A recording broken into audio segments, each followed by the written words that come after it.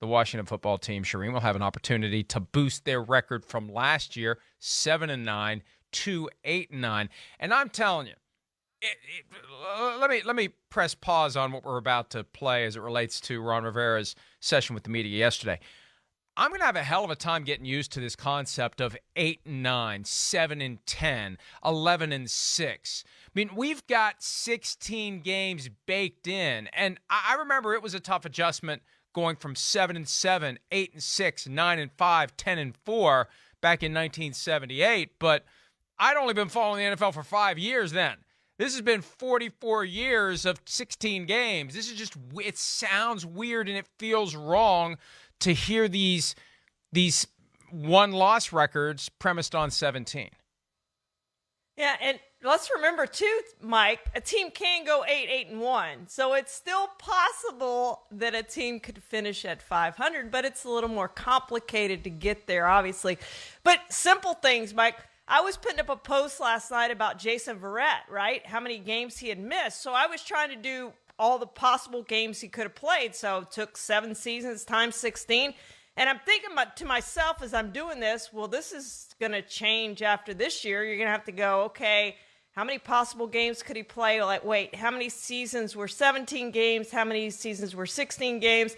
So a lot of things might get more complicated with 17 games from our standpoint for sure.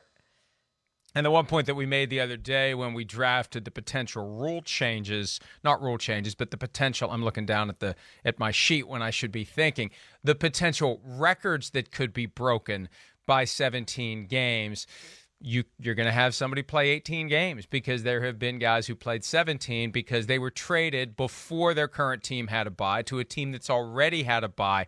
You end up playing 17 games. Most recently, Emmanuel Sanders did that in 2019 when he went from Denver to San Francisco. All right, back to Washington, the team that was 7-9 and maybe will be 8-9 this year or 8-1. Who knows? Ron Rivera talking about his quarterback situation and specifically the urgency to have what they don't currently have, a quarterback of the future. And how do you feel about the concept of the quarterback of the future? You need your quote-unquote quarterback of the future. Is that a pressure to define that now in this year? No. And I say that just because of the fact that if you put all the other pieces into place and now you start going forward, when that guy does show up, when that guy is in the right position, you can grab him. I went through it the other way. My first stint as a head coach in Carolina, we drafted the quarterback of the future for us in the first round. And he was, lo and behold, the immediate future. I've always thought, wow, if you could do it the other way where you put all the other pieces around and then go out and get your quarterback, man, that might be a pretty good situation too. A lot of teams did that. I've seen a lot of teams that have had things in place and then drafted their quarterback the next year. This could be one of these situations where we put all the other pieces in place and a year or two from now, the right guy's there and we can make that move. But we'll see. I mean, again, you just never really know until you get there. 3 types of teams in the NFL, Charean. Teams that have long-term franchise quarterbacks, teams that are searching for one, and teams that have a guy that they're not quite sure whether or not he's going to become one. Washington falls into category 2 because they don't have one, and they need to be desperately searching for one. The problem is this year, they're not going to get one. It's not going to happen. They're not going to trade for Deshaun Watson. They're not going to trade for Russell Wilson. They are going to tread water with Ryan Fitzpatrick, Taylor Heineke, and Ryan Allen. There's too many of these quarterbacks last name Allen. Kyle Allen. Ryan Allen, Kyle Allen. They know who we mean. Allen, Kyle. These backup quarterback. That doesn't matter to me at all. These backup quarterbacks where you can flip their last name and their first name and it still sounds like a real guy. Kyle Allen, Taylor Heineke, Ryan Fitzpatrick, none of them franchise quarterbacks, but last year they got to the playoffs without a franchise quarterback, and they're just going to have to keep searching and hoping and waiting that they find a guy who will be their answer for the next 10 or 15 years, or given the way these quarterbacks are playing nowadays, even longer than that.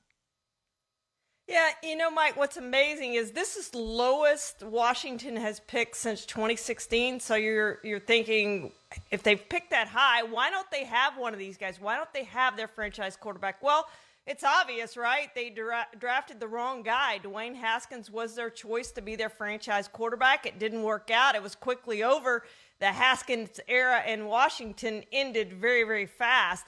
So they're back at the drawing board to figure out who that guy's going to be. Now, I still think they could do what Philadelphia did last year, right? They drafted Jalen Hurts in the second round.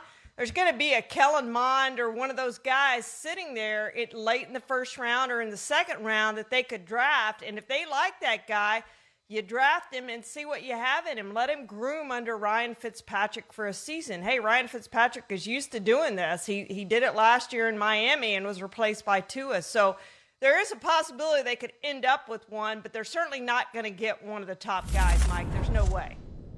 Not the way it's been shaking out, as more and more of these top guys are clustering toward the top 10. Ryan Fitzpatrick will have competition, Rivera said, and that's good. Look, I love Ryan Fitzpatrick. Great for the game, great for the sport, great story. If you haven't heard, he went to Harvard. That's news to me. But he does have the propensity, when you finally believe in him, to implode, and implode in a spectacular way, to the point where he gets benched, and then when he gets a chance to come back, he's better than he was before, by far. So he's not a guy that's going to take you to the Super Bowl. He's a guy that could take you to the NFC East Championship, which is a low bar right now.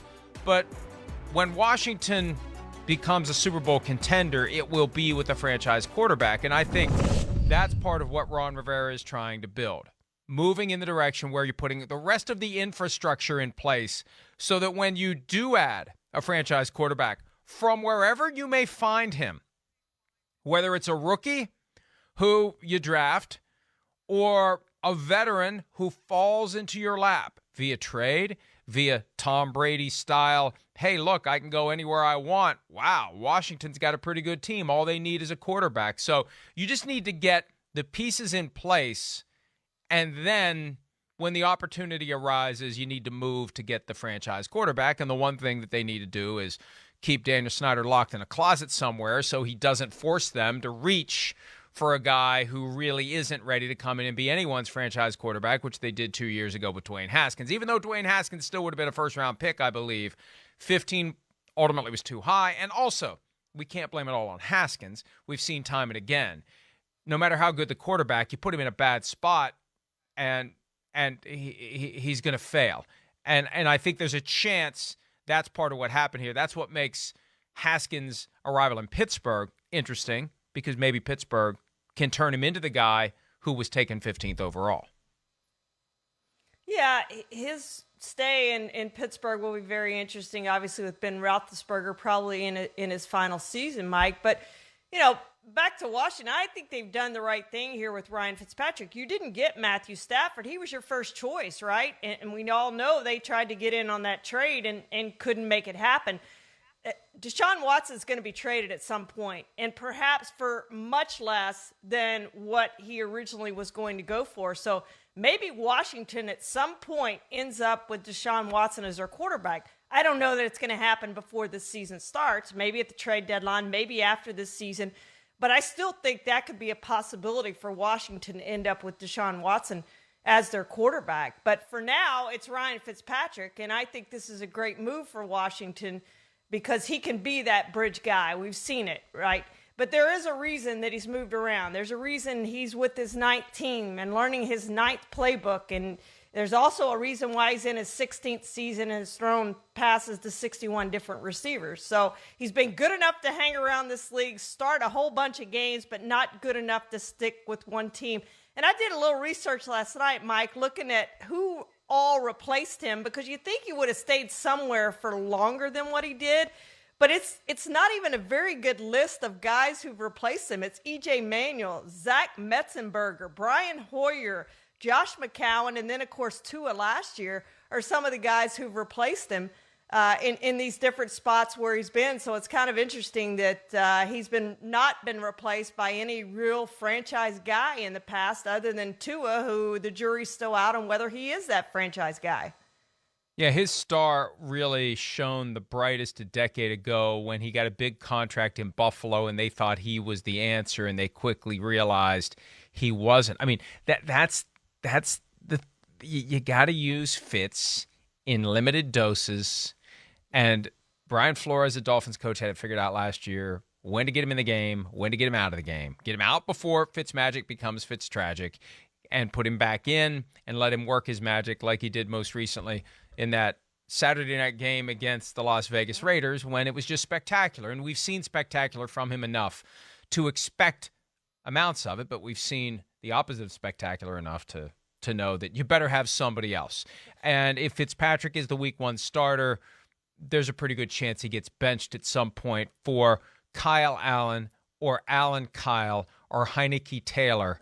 One of those 3 or 4 guys may have a chance to play. Plus, as you pointed out, the ever-present possibility that Deshaun Watson ends up being traded to Washington on a bargain basement rate. And the one thing we didn't know before the ugliness of the last 17 days first emerged for Deshaun Watson, and we still don't know now. We don't know where he's willing to play. That's the one thing we didn't get from him. We got it from Russell Wilson. We never got it from Deshaun Watson, not with any kind of clarity, not with the agent going on the record to say, here are the teams, hypothetically, to which Deshaun Watson would accept a trade. Hi, I'm Mike Tirico, and thanks for watching. Make sure to hit subscribe for the latest news and highlights from NBC Sports.